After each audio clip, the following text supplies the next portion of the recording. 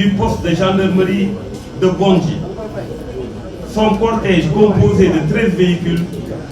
a été arrêté par les gendarmes. Ils lui ont notifié qu'il devait marquer un arrêt momentané pour des raisons de sécurité afin de laisser passer le convoi de son Excellence, Monsieur le Président de la République. Ensuite, il pourrait continuer sa route après le départ de l'autorité. Yéen ñëpp xam ngeen ne le président de la République jaarul ci yoon boobu jaarul ci yoon bi ñu jaar le président de la République dafa jël jaww ji ñu nekk ci suuf si donc le fait que ñu ne dañoo wax nañ def arrêt momentané ba ñu ñëwee ci gendarmerie poste gendarmerie du Bondji parce que président dafa war a jàll ñoom ci seen bopp ñoo démentir seen bopp parce que su dee arrêt momentané la xanaa kon arrêt presque éternel la nar a doon parce que président du fa jaar donc jàpp naa ne lii soo ko bindee su communiqué gendarmerie bépp kuy sénégalais di suivre actualité xam nga ne président jaaru ci yoon boobu ñoom ñu ne dañ ñoo wax nañu xaar le temps que président jàll te président jaarul foofu lii rek firnde la pour wane ne lii ñu wax rapporté ko ba ñu mën ci jël communiqué daal di koy signé lii firndeel na ne dañ ko sos bokkul ak lu am du nag leur parole contre notre parole c'est leur parole contre les faits constatés par tous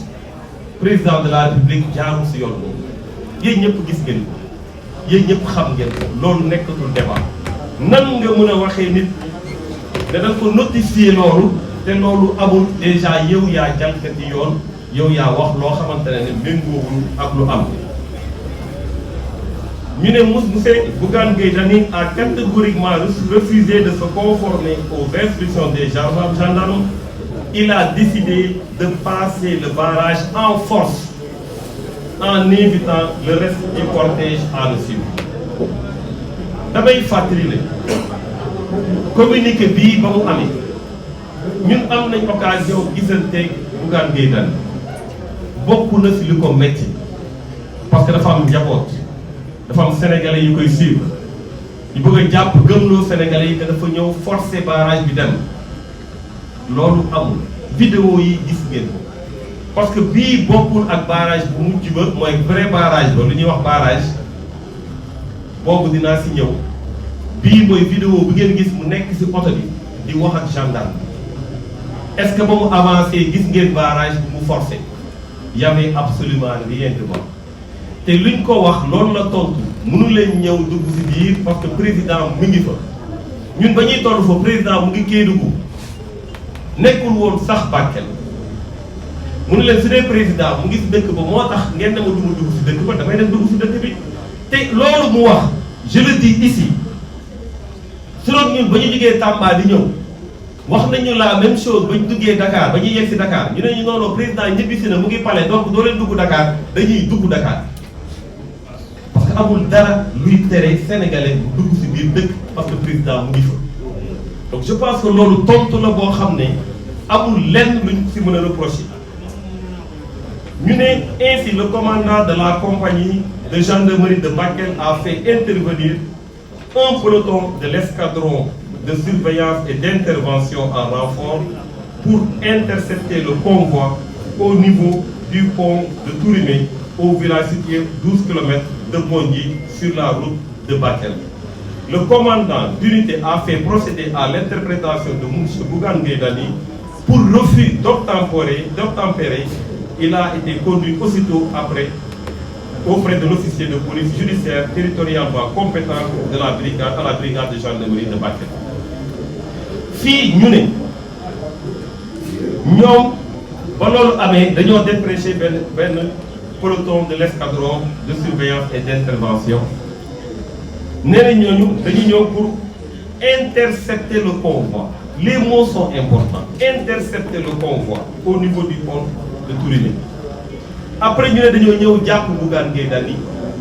pour refus d'obtempérer. gis ngeen image yi bañ ñu ñëwee ci barrage boobu damay fàttali ne man Thierno boobu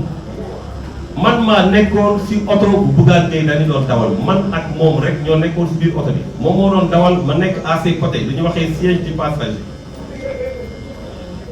lu ñu wax loolu amul. dañu ñëw Anta Babacar aussi mu may dégg mun na ko témoigner ba ñu ñëwee ñu arrêté convoi bi dañoo taxaw les journalistes qui étaient avec nous aussi mën nañu ko témoigner ñu ne ñu da ngeen di arrêté convoi bi ñu taxaw. ba ñu taxawee on est descendu des voitures ba ñu wàcce si côté bi on a fait appel à la presse ñu ñëw taxaw ñu ne ñu duñu leen bàyyi ngeen jàll. on a parlé à la presse ñu ne comme bàyyi mu leen ñu jàll dañuy dox dem Matam dem Bakel mais convoi bi la ñu wax la ñuy arrêté mais ñun ay nit lañu convoi bi ay oto la ñun gis nañ nit ñaa ngi dox boobu léegi di dem. ñun dañoo bëgg a dox dem Bakel ñu ne déedéet doo leen dox dem Bakel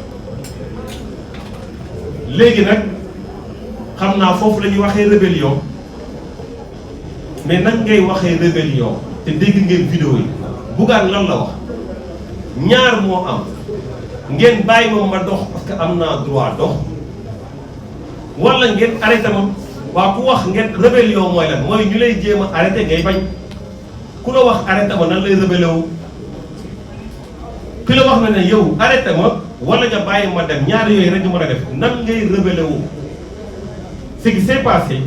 mooy ñëw ne chargé nañu ils ont tous violenté ñun ñëpp lañ violenté les gardes du corps ñu ngi doon intercédé entre ñoom ak leaders yi mu am buuxante ñu xotti yëre Bougane xëcc ko gis ngeen image yi il n'y a pas eu de rébellion.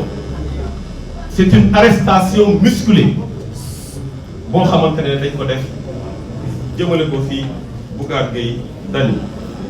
donc lu ñu wax refus d'obtempérer wax si li jëm si rébellion li ma leen expliqué exactement noonu la demee kii bu njëkk boobu ñuy wax avant loolu sa arrêté nañ ñu xool biir oto yi xam ne ñun ñoo ñëw ñu nuyu ñu nañu dem leen ñu dem après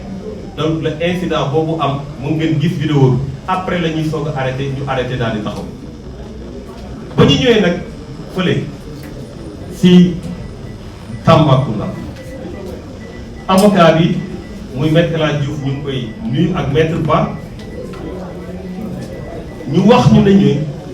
si chef d'accusation yi yokk nañ si beneen mooy outrage à agent ñu expliqué nañu am na agent boo xam ne daf ko laaj ay papiers mu bañ koo jox ay papiers wax ak moom wax koo xamante ne jaaduwul te man maa nekkoon si biir oto bi kenn mësuñoo laaj ay papiers loolu amul kenn mësuñoo laaj ay papiers c'est-à-dire que ce n'est pas encore une fois leur parole contre notre parole c'est leur parole contre des faits vérifiables les vidéos sont là gis ngeen yéen ñëpp kenn laajte wu fa kayit kenn dans la délégation la presse était là-bas tout le monde peut témoigner de ça